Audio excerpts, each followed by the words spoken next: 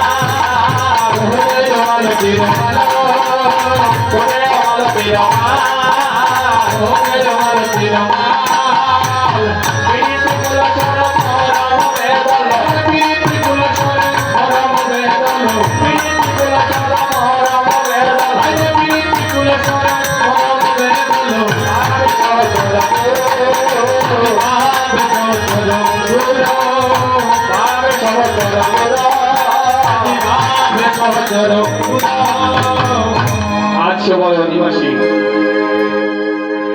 মৃদঙ্গ করতা শঙ্করধ্বনি চতুর্দিকে ধ্বনিত হচ্ছে।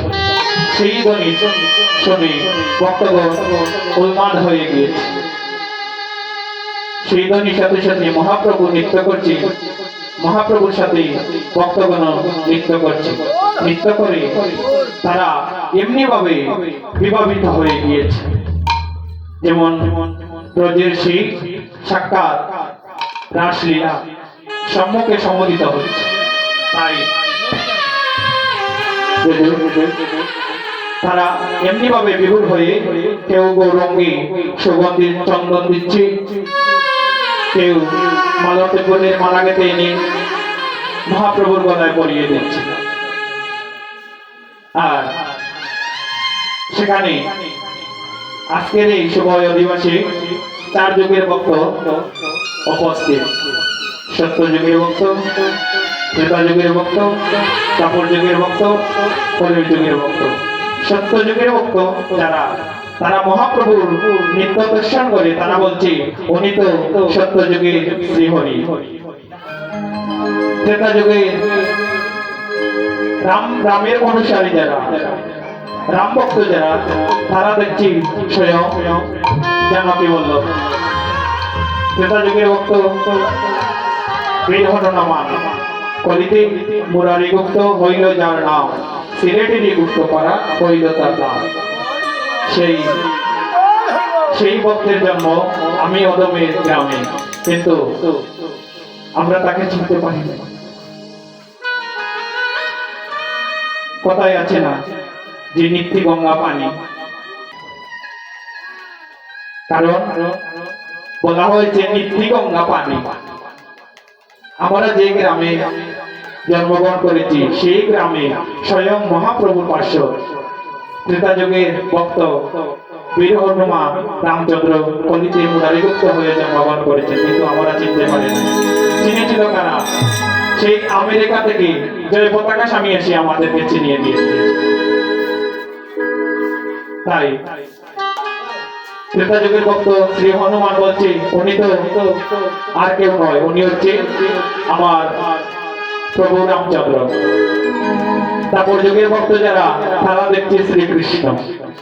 আর কলির যুগের ভক্ত যারা, তারা বলছে ইনি তো স্বয়ং মহাপ্রভু। তাই কলির যুগের ভক্ত নয়নানন্দ দাস সেই গদাধরের মাতুষ্পুত্র এবং শিষ্য। তিনি মহাপ্রভুকে দর্শন করবে বলছেন তোমরা যে যাই বলিস না কেন, আমার কাছে কিন্তু তিনি গদাধরের দাস।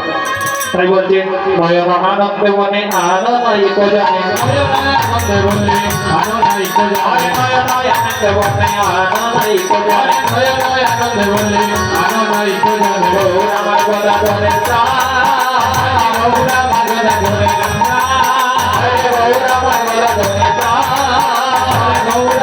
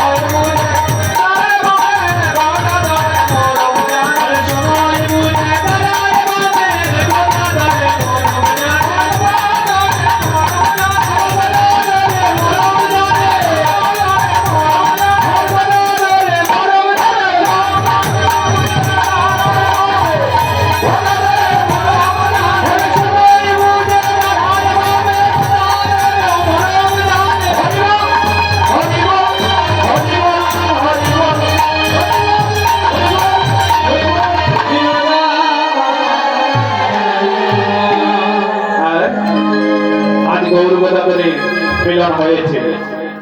আর এদিকে অদ্বৈত প্রভুর মনের বাসনা ছিল কলিহত জীবের দুঃখ দুর্দশা দেখে তিনি মনে মনে সংকল্প করেছিলেন গোবিন্দকে এনে করিব কীর্তনের প্রচার, তবে অদ্বৈত নাম সফল হইবে আমার।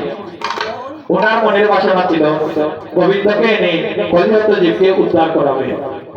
তাই তার আহ্বানে তার আত্মত্যাগের বলে তিনি 14টি বছর অনিদ্রা অনাহারে থেকে মহাপ্রভুর আহ্বান করেছিলেন। আহ্বান করে মহাপ্রভুকে এই ধরা নামে এনেছিলেন এই কলিহত জীবের দুঃখ দুর্দশা করার জন্য, দূর করার জন্য। তখন মহাপ্রভু আমার নিত্যানন্দ প্রভুকে বলছেন, ভাই চলো চলো চলো আজকে অদ্বৈত অঙ্গনে যেতে হবে, কারণ অদ্বৈতের মনের বাসনা পূরণ করতে হবে। যে কারণে সে আমাকে এই ধরায় এনেছে, আমি তার মনের বাসনা পূর্ণ করতে হবে। আর এদিকে মহাপ্রভু অদ্বৈতকে রাত্র নিশাকালে স্বপ্নে দেখালে, অদ্বৈত তুমি যে আমাকে ধরা নামে এনেছিলে তোমার মনের বাসনা পূরণ করার জন্য, তুমি কি সেই কথা ভুলে গিয়েছো? তোমার কি সেই কথা মনে নেই? তুমি এক কাজ করো, আমি তোমার সেই মনের বাসনা পূরণ করার জন্য আমি আগামীকাল তোমার গৃহে আসবো। তখন মহাজন বলছে, নিশা কালে স্বপ্ন দেখায় ওরে তুই কন্যা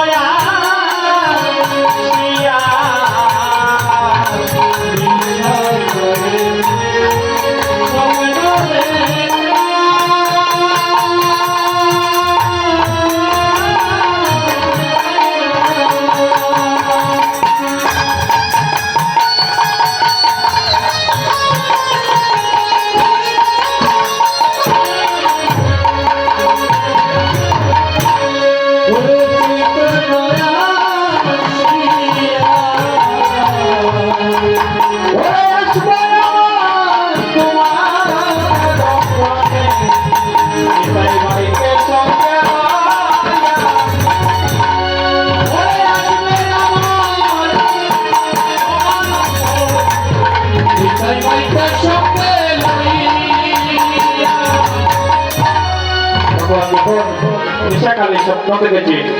স্বপ্ন দেখে স্বামী যদি স্বপ্ন দেখে সর্বপ্রথম কাকে বলে? স্ত্রীকেই তো বলে।